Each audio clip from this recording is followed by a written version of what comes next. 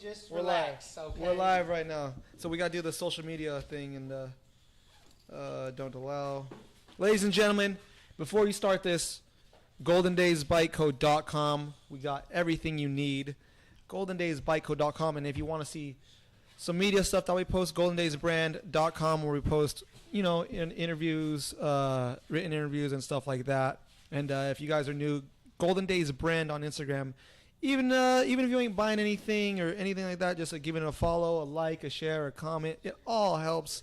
Right now we're doing the social medias. Actually, we're going to, we got the one and only Emores Petty for the second time here. 24 hours. So we tried to do this before. So if you guys are here again, we tried to do this earlier during working hours and it just didn't work and the audio was shit. And now we're here again because we had to get it going. And Emores didn't want to come because he has a lot of shit in his crazy ass life. I just need to figure out a little bit more balance and organization to it all. That's really what it is. Just balance and organization. Ladies and gentlemen, we are now live with the one and only Emores Petty. Let's go, baby. What's good, y'all? We out here. Swipe up. Golden Days Bike. Swipe or up. hit the link or whatever. Up. Come fucking tap in. We're live, baby. Let's go. Come join us. Come party. Ladies and gentlemen, we are now. Let's redo it. No, that's good. But yeah, what you been up to, bro? How's everything been? All right. I was born at a young age. I couldn't walk, couldn't talk, couldn't even feed myself, man. My mom and dad had to do it all. Let me stop. Square as fuck. Still the same old Emores. Bro, okay, what have I been up to? Lately, I've been up to leg stuff, recovery, rehab. Also signed with this agency recently, which was pretty cool. Oh no way! What type of agency? It's like a mother agency. It's a mother agency. Well, yeah. What's a mother agency? Some other. I don't even know. You signed with the agency, you don't even know. I know, but to act like I know all the lingo of the industry and what means what is, I don't know. But what I do know is this: they represent me, and they have.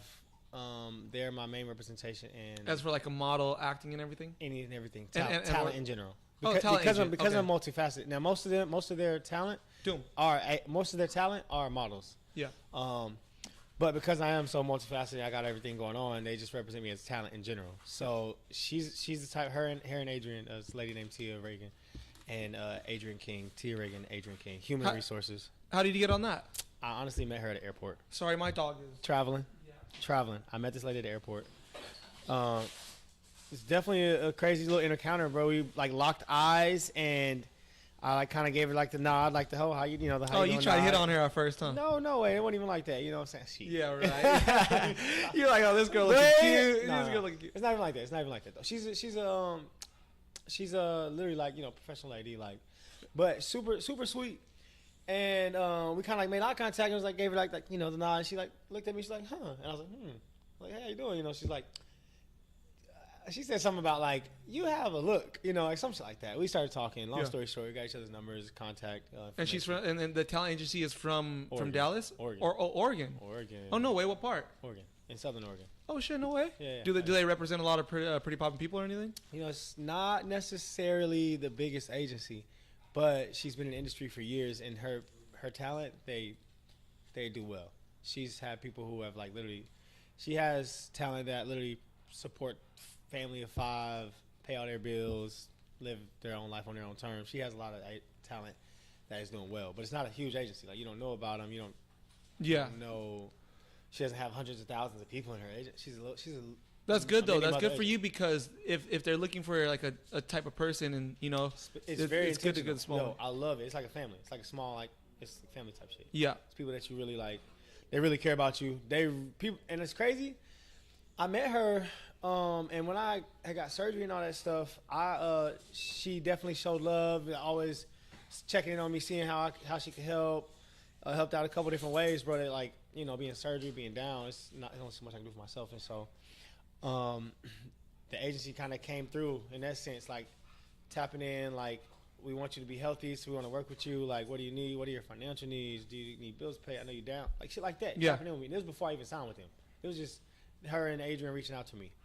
I was just kind of just getting to know them and shit. You know what I mean? Yeah. With that being said, as I have gotten to know them a lot more, at this point, it's the thing where I sign with them in a sense is represent me as talent as a whole. Yeah. But like she's sending my portfolio out. I'm doing shoots right now. I'm building like a whole lookbook out, quote unquote, I guess. I've been doing a lot of shoots, some crazy shit. What is your goal? What is your goal for all this? The thing is, to live life on my own terms. And that's just doing what you want to do, riding bikes and doing modeling or anything. Living life on my own, like that's like why not get paid to look good? Yeah. Somebody will pay me to go look good or wear some clothes or do whatever, and then take that money and I can go out and put it into my body fitness, exercise, put it into my bike, put it into filming a fucking like I want to, bro. I have a fucking thing, a notes in my iPad called Entertainment Business, bro. Yeah. That is too long to even scroll the whole way down.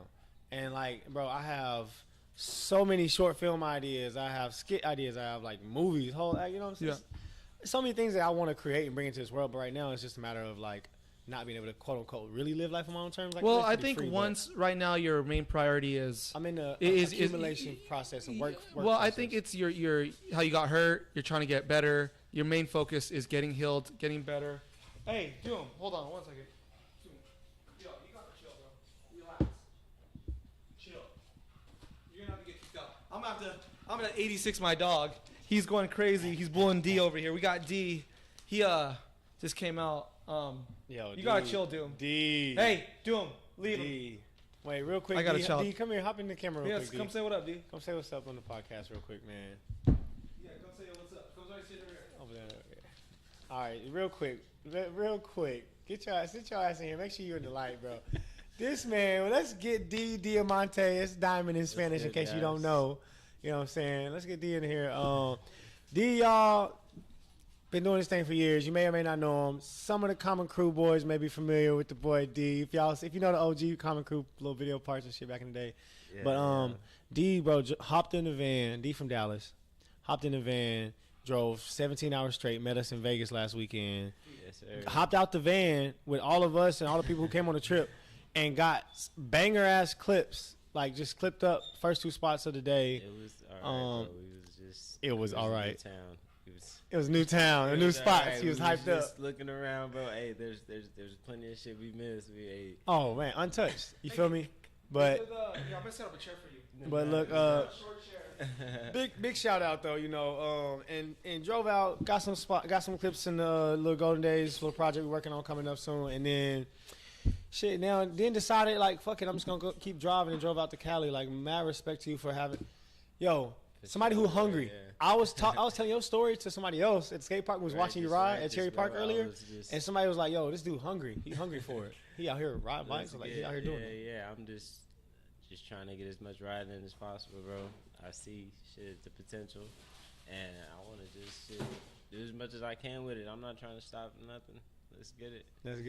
Yeah. Good guy. And look, and I can't not say. Go sit your ass over there, bro. Yeah, you're here. Go sit your ass I can't not say shout out to the boy Caleb too. Dude, Caleb hopped on the flight crazy, and came out to Vegas. What's too. cool about D is that he drove all the way from Dallas, right? Right? Is it Dallas? Yeah, he drove all the way to Dallas to meet us in Las Vegas, Nevada, to hang out for a couple days, and that's dedication. So people out there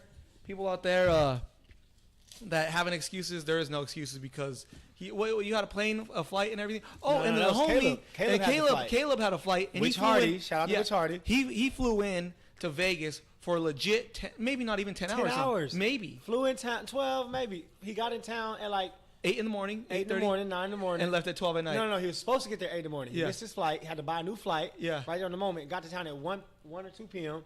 Got so in. Not even 12 hours, bro. 2 p.m. Went to the hotel, set his bike up, went to the jam, rode hard as hell the whole time. Fearless type shit. Just getting in Getting it in as much as you want it. He's hit me up the other day. Hey, do you think I got some clips in the video? I was like, you probably got a lot of clips. Yeah, you got some shit. You know what I'm saying? And then came back to the hotel, took a shower, smoked, chill, went back, hopped on the flight, and went straight back to Dallas. Straight to Dallas. That's dedicate. Like, that's some G shit. That's real life. Like, that is some dedication. That shows people that if they really want to do something, it's right there. And if you got some homies, it always obviously helps if you have friends and stuff that have spots to chill and everything like that. But there is no excuses because I feel like he would have just stayed up all night and just did his thing and then flew back and got somehow he would have just made it work. He would have made it happen. And that's sick, man. Type So people. last time we spoke, I know we just talked. So backstory. We did this podcast about 4 hours ago. Trash. The audio was trash. We only had 20 minutes and then we had a closed door. I had to go work out. I worked out. I feel great. Me too. I feel I need some amazing. food, bro. Yeah. I felt amazing. Got some food. I encourage everybody working out, and I hope I just want to be. I want to have like this addictive personality because I do have an addictive personality. I want to be addicted to working out. But I have an addictive personality of obviously partying, like back in the day, doing party drugs and stuff like that. And I want to turn that mentality into working out and bettering myself. Yes. And I'm working on it. Like even doing simple things, waking up in the morning, making your bed, like just simple things, going on The a small walk, things matter moving, more than the big things. because it's a People routine. want to skip the steps. You Yep. gotta build that. You gotta build those muscles. You have to build those habits and it's a traits. routine that I'm trying to get into. And like some days I'm like, fuck, I forgot to make the bed. And it downs me. And like people are like, oh man, this is like, nah, that's not big. But you got to look at. I'm looking at successful people and just following the steps of Hold success. yourself accountable. Yeah, bro. set myself Everything accountable. matters. Because if you miss making your bed, then what's the next? If you stop giving up making your bed one day, and then it's gonna be, oh, you stop eating good. It's like it's Right. a domino effect. Right. So I haven't made the bed in a couple of days, but I'm gonna use Vegas as an excuse. So tomorrow I want to make the bed, go on a good walk, Start the day off right. all Start that the day stuff, off eat strong. good, Yep. and I like doing. People want to get me on the exercise classes in the morning, but I'm more of a like doing exercises at night because it makes me fall asleep really easier. But I want to start I want to get a training because I want to do maybe like arms and like core and all that shit, like hard like resistance training in the morning, and then at night I do cardio and stuff like that. But you know, it's just like I just need to put myself in that set because I want to be the best person. Now you're doing 2 days. Yeah, and a lot of people aren't ready for that, but that should be our norm. But yeah, it's normal. That should be our fucking norm. And it's like And why it takes what 2 hours out of our 24? You know what's crazy Not is that even. I was watching the movie Apocalypto. I don't know if you've ever seen that movie, but it's about the natives, like a native back in the day. I've seen it. But like I saw that movie, and this motherfucker is a savage. Like, and I watched a movie, the TV show Vikings. But it's in my mentality of these fools back in the day. I'm so glad you said that. They were so fucking on it. They had to go there rowing through the fucking winters in cold, and then you got Apocalypto, the natives running through the fields, cardio, that's Daily, like that is daily. the best. I want that feeling. I want to feel like I could just for myself. I want to be the best self that I can be. And I just want to feel like I could run laps on everybody and like I feel great. Period. But not as like an ego thing, but for myself to be the Indestructible. best. Yeah, I the wanna best be for I myself. want to be fucking bro. I want to be I got this little brace on my leg. I want to be a cyborg. You know what I'm saying? I want to be literally bulletproof. I want to bulletproof my body. I want to be an anime character. I want to have that Baki. You know, Yep. you know Baki's dad. Yep. The back. Yep. The monster. Mhm. Bro, I want. You know, I ain't saying I'm trying to be this big guy. Fuck all that. I'm No. trying to be lean. Yeah, I want wanna to feel great. Dense. But I'm trying to be like where I am bulletproof. I am strong. I feel good. I can bounce. I can jump. I can run. I can step down the stairs. I can walk my fucking. I can go and help my grandma. Right now, bro. Fuck what I'm going through. Let's talk about this. Let's talk about how my grandma needs somebody to move in with her and help take care of her. Well, you know what? That's the best thing for me to do right now. I can take some time off and do that.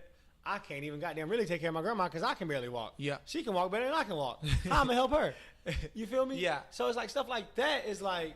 And that's why I think that like I get like so you call me like very emotional and like just like kind of all over the place because I think you're just so not used to sitting still and you're not used to being active that it fucks with the brain. And that's why I have to like check you and say like, yo, you just got to chill and relax and just accept it that Oh every my day you're God, getting better. bro. Oh, yeah, Every yeah. day you're getting better. So like Well, now I can see it. Now I can physically feel it and see it. And I live think it. Vegas helped you because you felt it gave you like a booster, like you were pedaling around the bike. You felt the bike, you felt the energy, you felt that, and I think it helped. And I think you just needed to be around BMX and people Right. that are doing shit Right. because when you're in Oregon and you're just doing whatever you're doing and you're just around people that are like maybe stagnant or like not riding around. I feel like you're a very family, like you need like a family around you to do look, shit. It's interesting because I've been around my people in different cultures, but Yeah. it's nothing like a BMX culture. Yeah. There ain't no BMX culture, and I'm a fucking. Like, if I start bleeding right now, I'm gonna be bleeding BMX. Yeah. You feel me? And so It's like as much as like no, I've been around some people doing cool shit. I've been around sneaker culture shit, fashion shit. I've been around people in the financial industry shit, crypto, like, and I've got my circles and my people. But it just doesn't make you feel the. But and then you that's get the same, there, yeah. it's like, okay, cool, great, but I'm itching to be around my people, to be in my space, to be in my place, to feel what I feel. You know what I'm saying? And that's where coming to Vegas, like, there's no way in hell I'm about to come to Vegas and link up. You know, and that's what. Like when I was younger, I've always been to working out, but I never worked out. I've always been into like UFC fighting. I've always been to boxing, but I was just like too. Me too. I wanted to do more. I just hate feeling like I'm not good at something. So like I get very intimidating. But now I'm in that mentality of like, I'm there for me. I showed up. I'm trying to be the best I can be for me. Yeah. And if motherfuckers gonna be hating, then fuck it, like on anything, because I'm no professional at this. So like, and that's what I'm trying to want, like that same mentality of people that want to come ride with us. It's like, no, bro, I don't give a fuck if you could do a hot triple tail whip or whatever. It's about if you're a cool person and being around you like motivates you. And I think that might be like the mentality, maybe meatheads or whatever, different mentality. But I'm not, even at the end of the day, what I'm saying is, it shouldn't matter what other people think. It just should be trying to be the best self that you can be.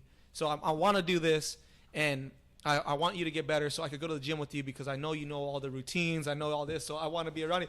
Like Harkus. Bro, I can't wait, bro. I know. I'll be telling August ass, bro. Like this morning I woke up, went to the Planet Fitness up there by his house, bro.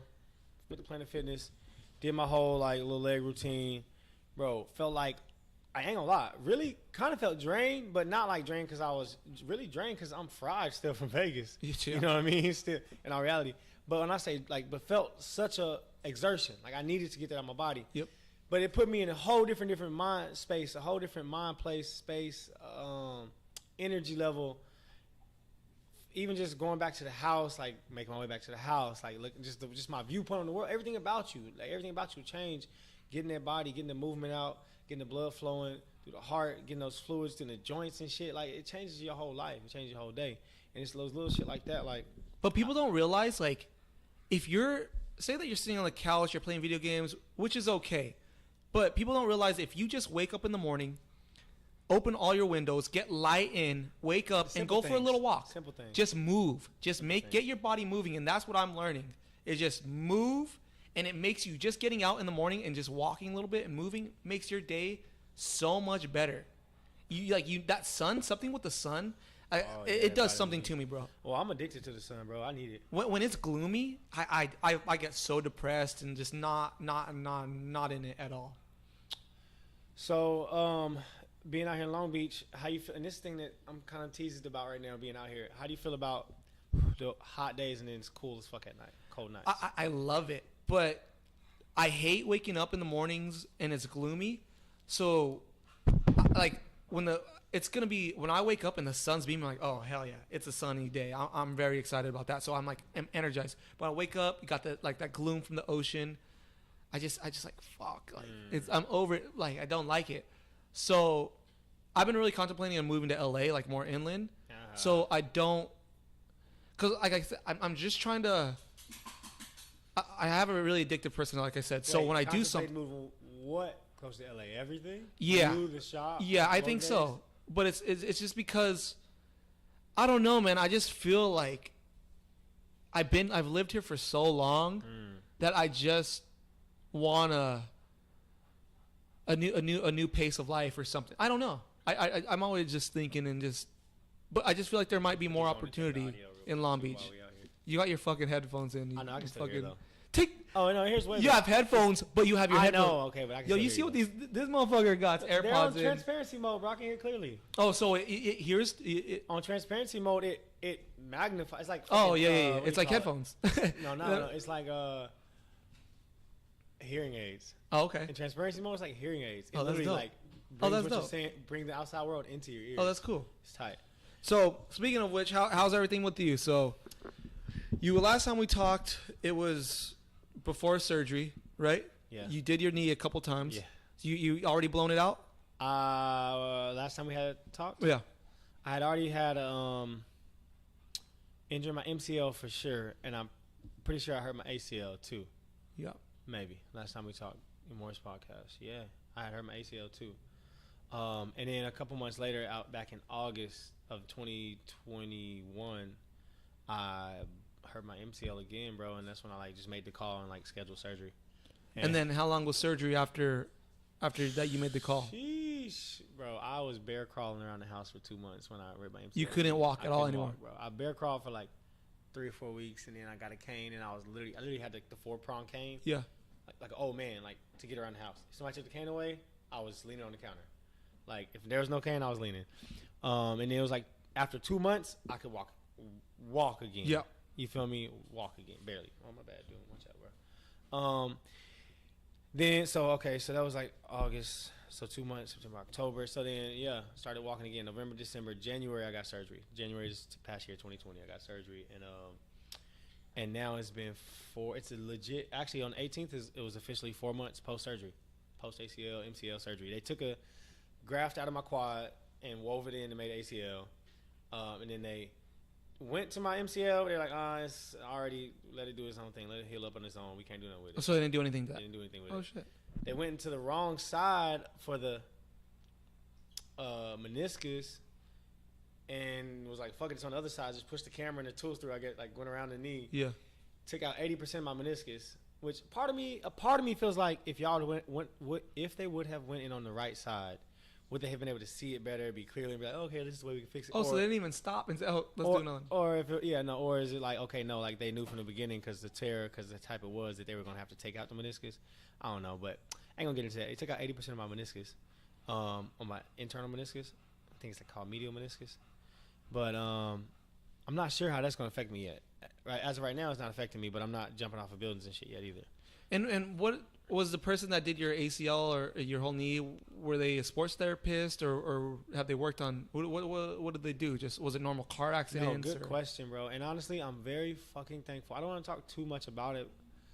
Honestly, yeah, I don't talk too much details. Let me say that: who, what's, and when's, and where, and why, all that. We'll talk about that later. But bro, the surgeon I had, shout out to them, man. I really wish I could. I can't give them a big shout out, really. Southern Oregon Orthopedics. Shout out to them and everybody there, because from the first time I talked to them back a year and a half ago, before I even got surgery, I was like, yo, this is good people. I think I'm in good hands. And then after all the whole process, going through the surgery, like the surgeon who did my shit is definitely, he's worked on athletes, NFL athletes, NBA players, stuff like that, college athletes. So they fly over there to see him. No, I'm not sure it's that deep. He's up there in the area, so whoever's around, I don't know. But he's worked on those people. So that made you feel a little bit more comfortable. Way more comfortable. And then honestly, after I had the surgery, like quote unquote, it all went successful. All I could do was just run with it, you know. So far, I'm very, very thankful for the process. Physical therapy, anybody, if you know, you know. If you have had any type of ACL knee shit, like I see anybody out here in the streets with a brace on, or they see me with a brace on, if you, like the knee people, like it's a certain connection you got with knee people. Even if you have a conversation and people figure out you had knee shit, because I just had that moment earlier today at the skate park actually with a homie, Kwame. Yep. Shout out to Kwame, skateboard dude. Just last month in April, had some meniscus stuff. Already just doing pistol squats almost all the way down at the skate park while skating. That's and so killing crazy. Like, bro, when I got mine, I couldn't walk for 9 months. Like, I couldn't put any pressure on it for 9 months. Well, yours was like shattered, broke or something? Yeah, it was completely, because I did what you did. I blew it out 1, 2, and 3 times. 3 times, yeah. But, bro, the surgery, it was supposed to be like 5 hours. Ended up being like 10 or 12 hours, something crazy. So something else was going on in your knee. Yeah, so they had to reconstruct, like do everything. And when I had the surgery, I remember I went to Witch, a sub place. Yeah. I ate it. Before? And last thing I had. And I wasn't able to shit for a week. Like all the fuck, because they gave me anesthesia, but they also gave me a shot in my leg. Oh, that took away the pain. They gave me one too. Bro, it was the worst feeling. I legit. Dude, it was the worst feeling I've ever felt. Yo, for people like me, I need that daily, multiple times daily. Dude, I was like, I'm not even joking to you. Boy. I was tearing up, crying, because it just felt like a bubble, like a witch in your belly, nigga. Dude, just think about, for people to explain, think about eating for a week straight, no shitting, and it's just building up in your stomach. The pain, bro. Right. And not only that, and then when I actually shit, my shit was pure black, like from all the anesthesia. Oh gosh. All right. So, Pure okay, black. Okay. So check it. People don't notice all the other shit that goes into surgery. Yeah. So much of the process. And shout out to anybody who's made it through that shit, man. You can make it through it. If you're going through that right now, or in that process, like that hard work, that hard process, that laying on the ground for fucking hours, like with a band pulling your knee, some music playing, smoking joints, lighting fucking incense, crying, tears on your own It's fucking so legs, painful. pulling your knees. You know, that hard work is what matters. Like that stuff. You know, as much as the physical therapy is clutch, if you got money, if you can afford, or you got the healthcare that's gonna pay for you to go to physical therapy, fucking 3 days a week for the next 6 months, go. It's worth it. Go as much as you can. Go every day, hell, if you can. But you know, if you're not in that position, do the hard work, and then when you. But get that's to why the point, working out is such a big thing, because if you work out before you won't have and to you get- exercise, you won't get it's hurt. not, your body is like, okay, let's go. You don't get hurt. So you, So look, before I hurt my leg, so we talk about the first MCL tear back in 2020. yeah, 6 months before that, bro, like way before that, my knee and stuff was already hurting and shit. I had tennis elbow for like 6 months. Like I was from bar spins and living in my car. I'm van getting life, that not now. sleeping and I'm shit. starting like, to get that now. Gotta be careful. Like there's all these ligaments and tendons Yep. and stuff in here. We have to strengthen all this stuff in our body. That's not just the bike shit. You know what I'm saying? Doing like, it's funny because not even just doing, oh, I did some curls and pull-ups. No. Are you going to the gym with 10-pound, 20-pound dumbbell? How many pounds can you do this with? Yeah.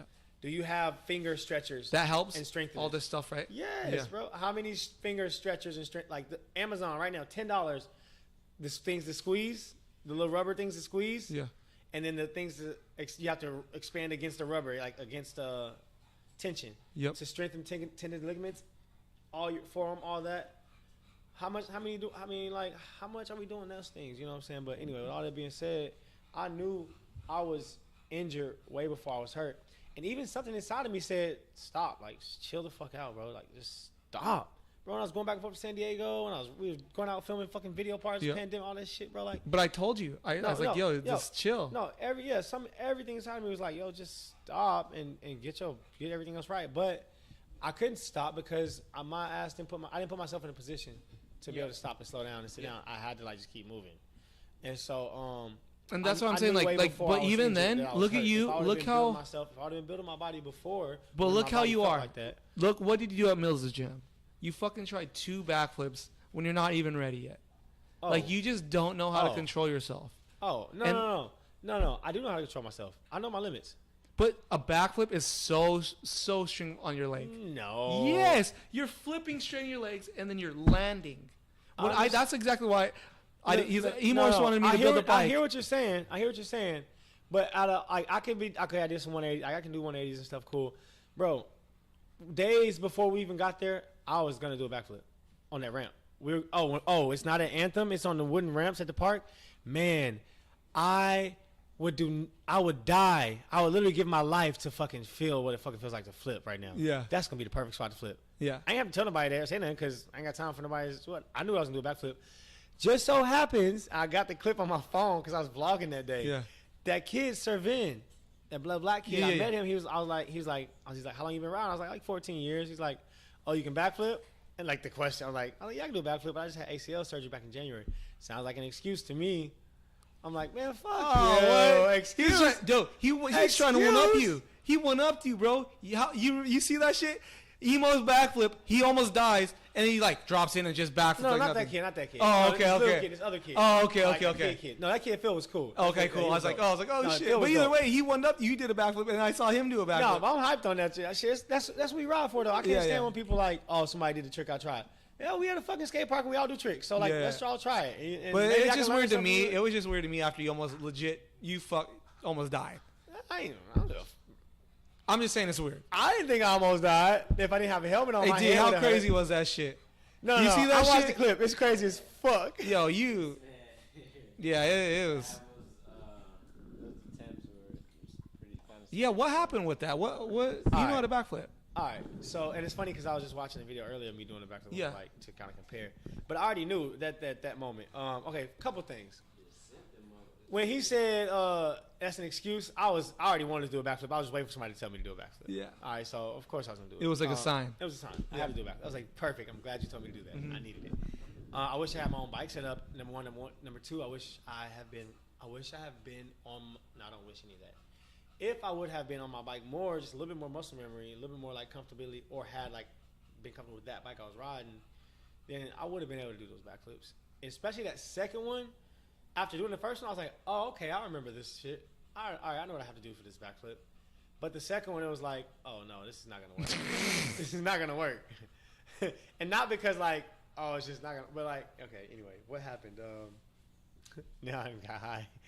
You were just high. Nah. Now, honestly, bro. So I rode in for that first one. I was talking to homie Cody. That's what it was. Cody taught me how to do fucking tricks back in the day. Yep. Cody's one of the best bikers I know. Cody was out there. I was like, Cody, flip the box with me. I need to do a flip. He's like, hell no, I ain't flipping that thing today. Dude. But you got it. It's the same flip. Just it's literally easy flip. Yeah. Push through, float it. You go straight over there. Yada yada. So when I first dropped in and flipped, I literally flipped. Your feet fell off. I flipped, but I didn't flip with my bike. Right? You feel me? Yeah. I was like, okay, go flip. So I just flipped. I didn't hold on to the bike. Like no BMX rider mentality. No like, all right, you like to do a bar spin. I'm about to roll in the bar spin. It's 10 set. All right, make sure I hold tight, squeeze my knee. All right, what's my, make sure I'm on this. Okay, this is how I want to be. It was just like, all right, go flip. So I wasn't like, I didn't hold the bike, none of that shit. You know what I'm saying? I just flipped.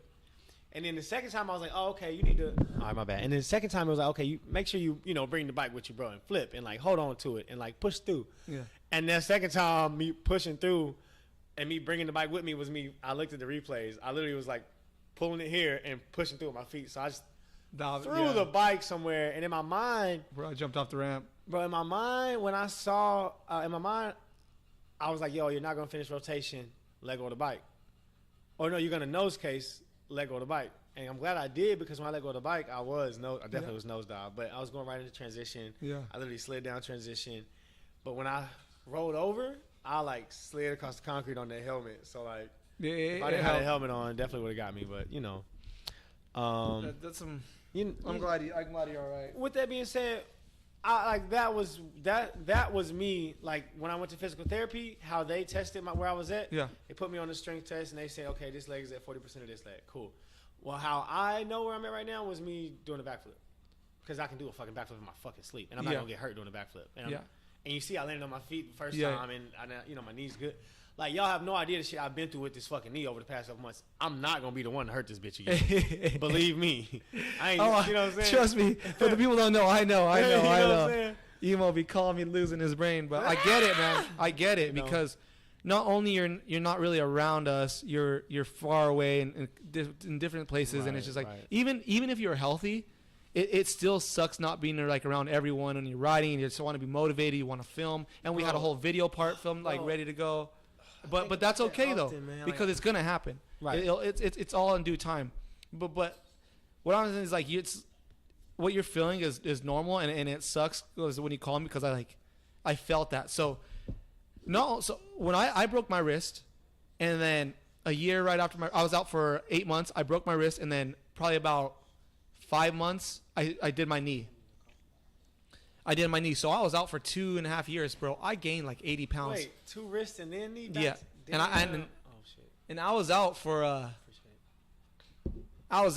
2 years, but I gained like 80 pounds. But that's because I was so depressed, bro. I was just drinking nonstop, and because it just gets you demotivated. So I ain't gonna lie, I did start drinking a lot last year. And that's the opposite of what you should do. This is the thing.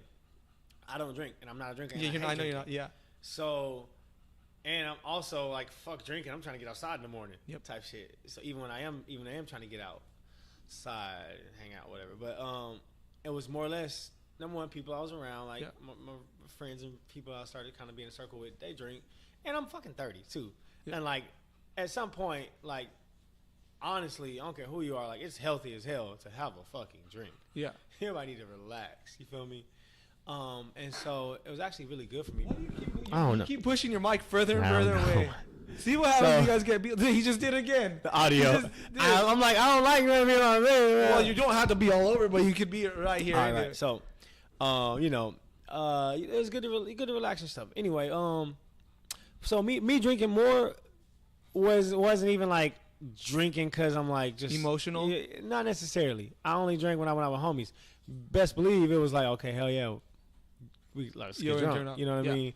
But other than that, it was just like, okay, cool. I'm drinking. I'm having more. I'm having fun and enjoying shit. I'm not just trying to check shit off a list or grind for the next move or be on top of my grind. You know, I was always chasing it, pursuing it. Like, When did you first get drunk? Were you never really a drinker? No, but I mean, I've been, but I'm from Alabama, bro. Yeah. And I'm from the hood. Like, and my family, we all, like, I don't know. The first time I got drunk, that's a good question. I'm definitely not on no young shit. Definitely, like, I tasted some wine, drank a little bit of beer, some shit growing up. How did you grow up? How was it growing up? I want to know about that. Damn, I don't know, bro. Dude, sheesh. Man, I fucking I miss my family, bro. I miss my family. You have a brother or sister? Yeah, we grew up in a big family. Big family. Yeah, big ass family, but not like. It's interesting because grandma's house. Yeah. But we grew up my grandma's house was in a small subdivision, basically like a neighborhood that wasn't the projects, that was basically the hood. Yeah. Surrounded by projects. You had to drive. There's no way to get to our neighborhood except through the projects. We lived in the projects. Yeah. What was the town? In Huntsville, Alabama. Oh, Alabama. Okay. Alabama, yeah. So, but I mean, bro, like the thing about that little small subdivision is like we was all kids on the block. Like we all knew each other. We was all like cousins and brothers and literally real cousins. Some just like neighbor cousins, second cousins up the street, third cousins around the corner, aunties up the street, a sister in the projects, some shit like that. You know what I mean? And so it was cool, man. We had a dope ass childhood. Like most people, they didn't have it. And I'm not saying like, oh, it was great. Everything was great. Like, no, we didn't know it wasn't great. You know what I'm saying? We kicked it. We was kids, bro. We grew up like kids, bro. We played outside. We fucking hide and go seek. We fucking rode bikes, made jumps and jumped over shit. That's how I got into BMX. Yep. Well, not necessarily originally because BMX wasn't introduced to me then, but even back then, I was a daredevil stuntman. I was the adrenaline junkie, you know, jumping off of shit. We used to backflip off. Did people judge you for that shit around there? Well, I mean, being like growing up, like around 15 years old, when I got introduced to BMX for real, started going to skate parks for real, like really like skater boy, biker boy, shit, whatever. Oh hell yeah, like. Who usually judged you? Which is the thing. So I say we grew up in the projects, right? Yeah. But when I went to elementary school and middle school and my first year of high school, first 2 years of high school, where the fuck? I went to I was on a transfer, so I went to all white schools. So like I had a good education. I talked proper. Yeah. I was the Oreo. I had white friends. Does that kind of like irritate you when people say you don't talk black or you talk like people, I think Boss Hog gets it a lot. Is like, oh, you talk white or like you talk like right, like that. What the fuck does it even mean? Like there's supposed to be a certain lingo because of the color of your skin. Yeah, like, what does that even like, mean? Shit like that, bro. It's like I don't even like giving time and energy to. Yeah, shit, it's just bro, weird. It's just weird. It's people who are uncultured. Yeah. Or ignorant. Them themselves, their mindset is limited. If they got a small mindset like that, I already don't have time and energy for you. I already don't have time and energy for you. Yeah. So that's me at this point in my life. Yep. Now back then, oh bro, culture shock, bully, beat up, felt teased, you got bullied? Bro, I used to look like a fat little girl, bro. Really? I'll show you a picture on my Facebook, bro, when I was like 15 years old, or 14, 15. I didn't start like growing up and getting tall and getting like, working out till football and high school football, that shit, and then I used to have like afro and braids and shit like that. So curly hair, afro braids, like that. I used to wear tall tees, like. Oh, that was the tall tees. You know what I'm saying, boy? Like, so like, yeah. You be dumping on them the 28s, 30 rims. Boy, man, chill. What you know about that shit? That's that. For real, Huntsville. That's that needy beat. It's going down. Meet me in the trash. It's going down. I'll just plug that. Okay, Webbing. Anywhere you need me, guaranteed it's going down. Yo, that shit was hot fire. That shit was gas, bro. So, did you start becoming cool when you started playing football? No, hell no. None of that shit. No. The Emores that you know today was me. Honestly, bro, I didn't belong in Alabama. I was always different. And why is that? What do you think of the mentality of Alabama? Just small, or bro, like my mom just raised us different. My dad raised. I ain't gonna say my dad raised us different. But my dad was a different type of person. My whole How family. So though? So number one, we come from a family of educators. So that Now, teachers? Teachers and shit. Okay. Now, they don't really mean shit. Not no professors, deans, not like we have money. But, like, my grandma, bro, was, like, the first fucking black lady to have a degree in Alabama. Like, she was For the real? first black school teacher in Alabama. Like, Whoa. now, they don't mean shit, but she was in the country getting spit on by white kids. You know what I'm saying? Yeah.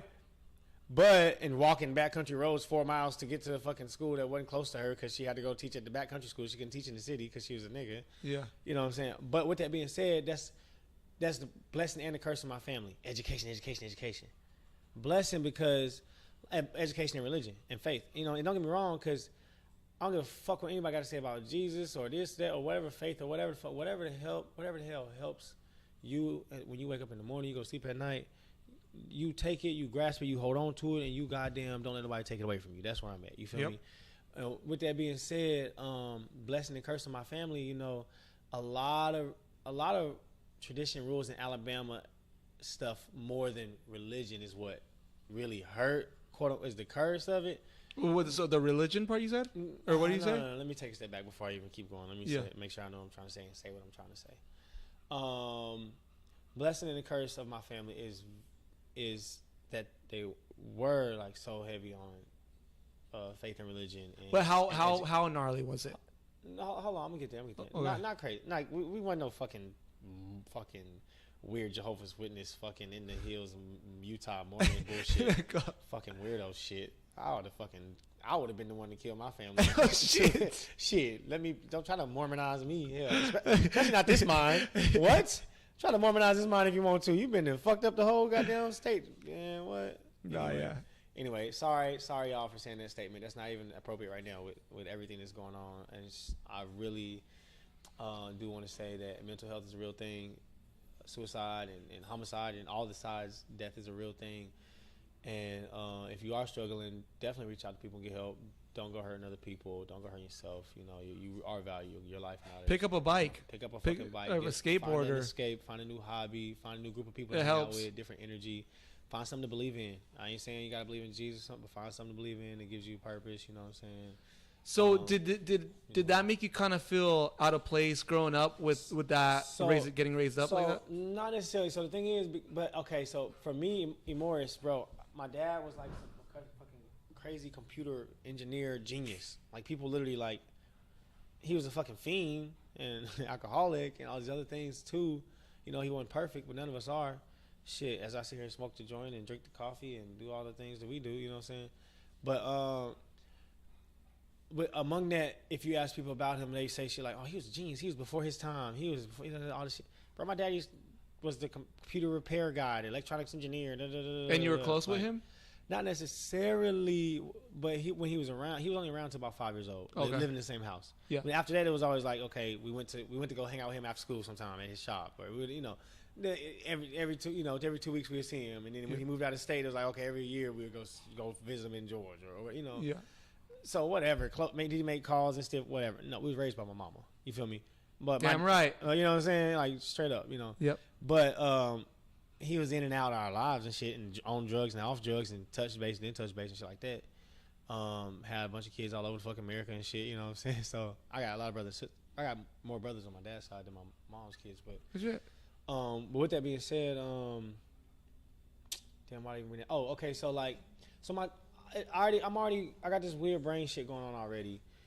Being that my mom did take me to the white schools, got good education. I definitely wasn't getting taught no dumb shit. And that was strictly for the education. Sure. Whatever. Is it? Oh, it's not like 1800 or 1960s. But is there like a rule of just all white school or what's the difference? Bro, but I mean, look at fucking Long Beach. Yeah. Tell me which side is the white side and the black side. Mm-hmm. So it's like that. We talking about Alabama. Yeah. So tell me which side is the white side and the black side. Yeah. You feel me? You know what I'm saying? So I'm not saying I grew up in Alabama, great country. No, I grew up in the city, bro. Like Huntsville, you look it up right now. Rocket City, Alabama, NASA, like Boeing, like all this shit, like. Racing rocket centers, you know, Army base, like, you know, big city, quote unquote. There's an airport there, big city in Alabama. Yep. Like second, third largest city. Right Probably now, as big as Long Beach. Right now, there's an article just posted last week, 10 days ago. Huntsville, Alabama, just passed Boulder, Colorado for the #1 place to move in and retire and and for young. We gotta do a trip there. Oh, bro, spots, nigga. What? Let's go. The Huntsville, the hometown trip. Let's What? go. We're going to hometown. You guys are out there. Link up. Let's do this. Brycey Boo drifts. If you out here, Bryce, you remember Bryce from Bryce on bikes from Alabama be rocking the Golden Day shit, man. Yeah, let's go. Oh, and then actually Chris Ross, bro. All right, so I don't think I've actually ever officially told you, but the red bike that you gave me, yeah, that's the bike. Chris Ross is actually riding that bike right now, man. My boy Chris Ross. I grew up riding bikes from Alabama, bro. Riding the same fucking bike for like 10 years, just repainting the frame. So when I got hurt, and then I kept riding, went back home, kept riding, rode the street jam back home, jumped off a fucking 5-foot ledge, kneed myself in the face. Y'all, you know what I'm saying? Couldn't walk for like 2 days. I thought it was gonna be bad. Thankfully, it wasn't that bad. At that point, I was like, all right, I'm not taking this bike with me no more. And I'm not gonna just leave it and give it to my nieces and nephews so just fucking sit in the backyard to get rained on and shit. Mm-hmm. But my boy Chris Ross is fucking 6'2" tall, same height as me, been riding bikes. Like we literally got bikes, YouTube videos from 14 years ago on YouTube right now from my home park in Alabama. Like, and I'm like I said, Chris Ross, what the fuck, bro? His wheels when he do manuals, his back wheel does like this. That's this shit. Same wheels, he just keep retruing them. Same frame, just strips it and paints it again for like 12 years, bro. And I'm like, yo, get on my bike, bro. Like. So now you got a solid bike, and then what solidified it for me, and this was like 7 months later, the homie called me the other day. He was like, yo, ever since you gave Chris Ross that bike, bro, he been at the skate park every time I come to town. That's dope.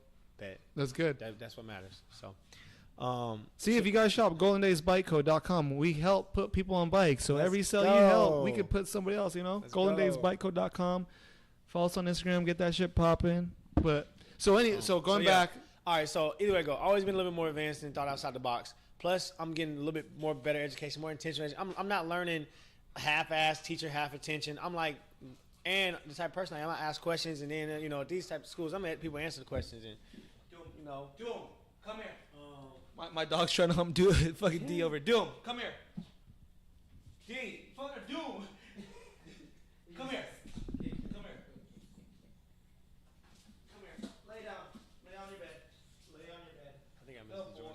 Good boy. But the education. So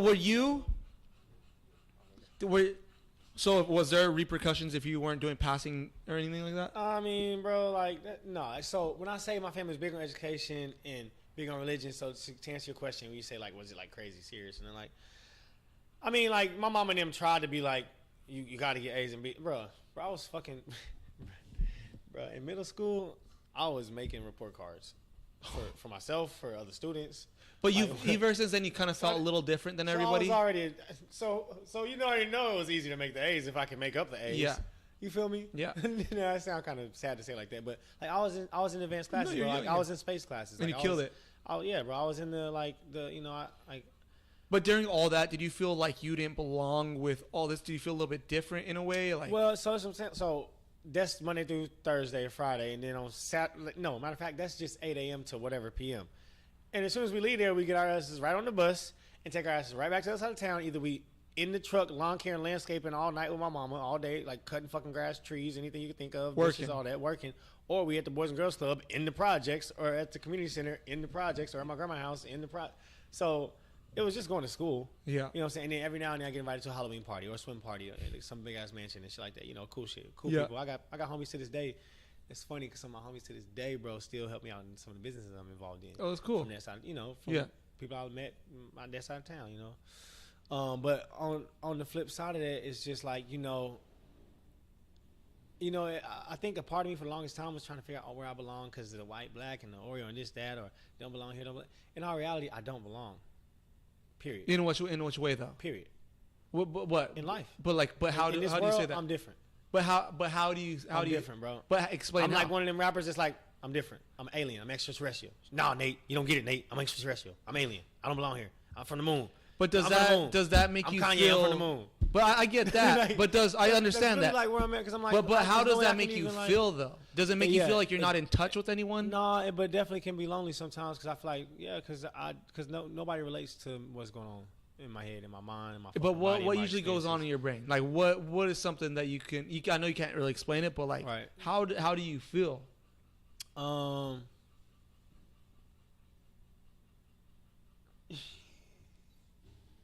earlier, he was like, "So what type of podcast? Like he gonna ask questions?" Or something? I was like, "I don't know." Nate got a way of like just keeping conversation going. Like sometimes he get into some real shit though. I'm like, "How do I feel?" he's like, oh shit. Don't ask me about my feelings, bro. I've been going through it. But no, it's good I've though been going because through some things. I like doing this because I like learning more to you Also, as a I'm friend. not supposed to be drinking real milk, and this is Yeah, it gets cut off. But I'm gonna drink some a lot of water after this. But like I said, I like doing this because I like learning more about you. But also this, I mean, we're not fucking Joe Rogan or anything on the level, Right, but right. maybe that one person that Right. is listening to this 100%. feels the way we feel or whatever, and they can 100%. relate. So that's why I'm asking you this. Right, Explain on how you don't feel like man. you're like not here. I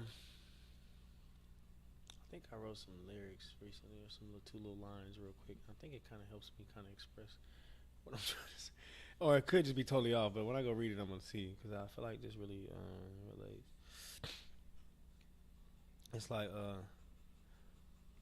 I said some shit like be hungry but don't want food, be tired but don't want sleep. Yeah, man.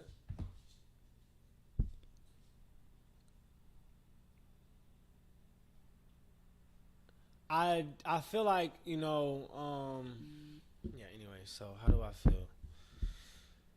Or how can I express it? Or how the fuck can I say this shit?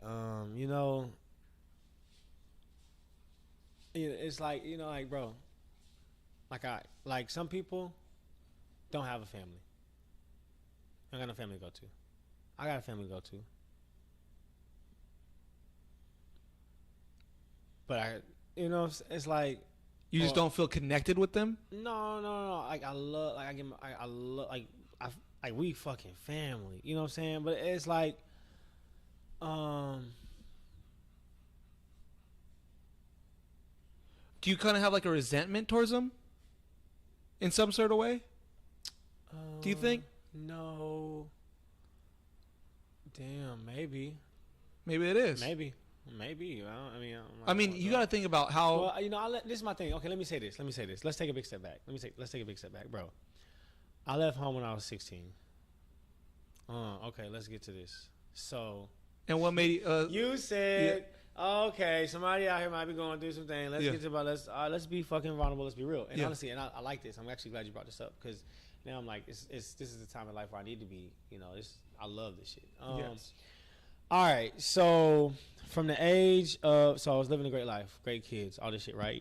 Like my mama, bro, my fucking family, bro. This is what sucks, bro, because like we was like it wasn't no great family we had it all, but we know like we was fucking good, bro. Like my grandma fucking loves us. My aunties, my uncle's fucking crazy, but my uncle died last year, bro, December. But I am who I am today. I swear, part of that nigga like lives within all of us that fucking stayed in my grandma's house. But bro, my uncle stayed with my grandma most of the day, little time, whatever. While we was growing up, he was always staying at my grandma's house. And so like, Uncle Bubba was there, bro, always there. Every fucking weekend, and he was like, up in the mornings, like talking shit to all of us kids, and like mopping the floors at night, screaming at us to get off the floors. But like, he opened the door to his room, bro, and this nigga had Polaroids all over his walls from every fucking celebrity you could think of, bro. All these musicians and shit, all these people from the South, from fucking Hollywood, from LA, from all over the place, bro. And fucking this little corner shack room, my grandma's room, bro, because he used to drive limousines, for all these people back in the day, do security. He's a big black dude, bro. Do security and shit. You ever heard of the blues, jazz people, Frankie Beverly and Maze? You ever heard of this? I'm not too familiar with it. Like, it's some, like, old school, like Earth, Wind, and Fire stuff. Okay. Like, back that era. Yeah. Earth, Wind, and Fire era. It's some grown folk music. Yeah. My uncle and his brother, my Uncle Ronnie, like, all them, they were playing guitar with them on stage back in the day. So, like, but anyway, bro, a lot of that, his mannerisms, his character, how he ran around the house, bro, my fucking, all the goofy, anything you see about me that's like goofy and like the craziness, like the just fucking live your life, like do whatever the fuck, like that shit was like partly because of his crazy ass. fucking living in our house, bro. That's all I seen, bro. I remember seeing. So that he shit. was like the person you looked up to. He was somebody who really inspired us, but my bad. I ain't mean to go off into that shit, bro. No, That it's was a whole dope, man. tangent. It's the real shit. It's the real shit that people need to see. Is just just being open. It's hella emotional for me, cause bro. But I get it like though, said, because he just it passed seems away, like he was too, your bro. hero. Like it seemed like he was somebody you looked up to, in a way, as like maybe like as a father figure or somebody you looked up to in a not way. necessarily a father figure, cause like I said, he was crazy, Uncle Bubba. But that's what's dope though. But That's what makes somebody But somebody. that was even That better. makes it Fucking cooler. Having a father, bro. Yeah. I'm glad I had Uncle Yeah. Bubba, you know what I'm saying? Yeah. But anyway, the reason why I even brought all that shit up and got into the whole family aspects, cause bro, we really had some good shit going on. We played outside like kids, bro. We went to work and we had to work, but we fucking ate and we fucking wake up at grandma's house and we played Nintendo and Sega Genesis and shit. Then we went to church on Sundays. Then we had Sunday. We had dinner and we all went to auntie house or we went to cousin house. We had, like we loved each other and shit, bro. We went and played outside and shit. But this is the thing. Actually, this is what a lot of people don't know about me, especially a lot of y'all in this season of my life. And I've told this story multiple times, but each season of life, different audiences, different places, spaces. Yeah. So from the age I was like 14 till basically when I left home. So I left home 16 years. So basically from like the age of 14, like 16, bro, I was being molested by one of my neighbors. You were Yeah. by Being sexually taken advantage of. of a female or a dude. A dude. Okay. And it was so number one. So there's all these things that come into play here. Number one is the dude.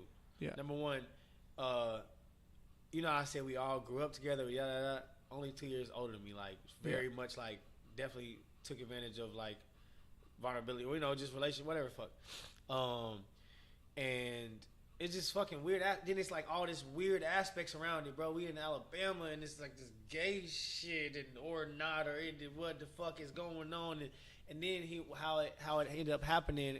He was what do you call it? Not bribing me, but what do you call it? It's manipulating. Manipulating, Yeah. but like gifting. But bribing, like what is it called? what do you call it? Like not shadowing, but either way, yeah, it's curing it up. I don't know what you're saying. Yeah, but basically, and like it was just weird. I was a fucking weird now. So now I'm this like Christian pastor, know the Bible and the story of Sodom and Gomorrah and and good and evil and what's right and wrong and loving mama and play outside with family and kid, fucking like kid, bruh. We was kids, bruh. Like we wasn't like these kids. I'm not talking about no fucking. I run outside and vape and fucking sex and shit. No, like we was fucking kids playing like, you know what I'm saying? And now I'm in this fucking weird situation. I mean it's weird and this shit was like and then like now it's like you say like, well, what the fuck? It ain't like somebody was like holding a gun to your head. It ain't like it was like some big person in authority or it wasn't like so then how did it play out and what wrote and then that's the part of it that's like so made you little all these fucking things and thoughts and all that shit, bro. Either way it go. So that was some shit going on in the background of my life for 2 years. So what at that time did you knew something was wrong when that was happening or did you not didn't make you feel a type of bro, I didn't I did, and you didn't speak up or anything? I didn't even know, bro. Yeah. That's they're at the age. Yeah. That's literally like I didn't know what the fuck. I didn't, bro. I was fucking like grown ass fucking man before I can say it like that, but I was really like legit like 18, like 17, 18 before I realized. I mean, I ain't gonna say before I realized what the fuck had happened. Like I knew what the fuck had happened and what happened and shit, but before I could process that shit, let me say that years went by before I could process that shit. It's the shit that's happening and going on and shit, and like and talk to people about that shit. And share with people about that shit. And like, you know what I'm saying? Just to be real. And so I don't know. It's anyway it goes. So the reason why I bring it up, when my auntie and uncle bought me a plane ticket to come visit for Christmas break. And at the same time, I was like 15, 16, I was starting to get into my own little shit. I was hanging out with different homies and shit and hanging out with different homies and shit. We was starting to be more like risky, starting to be more like risky and shit, and like stealing shit. Yeah. Whatever, hitting little legs. Be more whatever. rebellious and be shit. more rebellious. Yeah, smoking and drinking and shit. Sneaking in girls' houses when their parents went home and shit like that. Just being a little black boy in Alabama, I ain't gonna lie, I was bound to be on some shit. About to be dead or in jail, like literally. Thank God for a bike. Thank God for the bike. It's the same time I started riding bikes. It was my escape. Get the fuck away from the neighborhood. Get the fuck away from the house. Go to the skate park.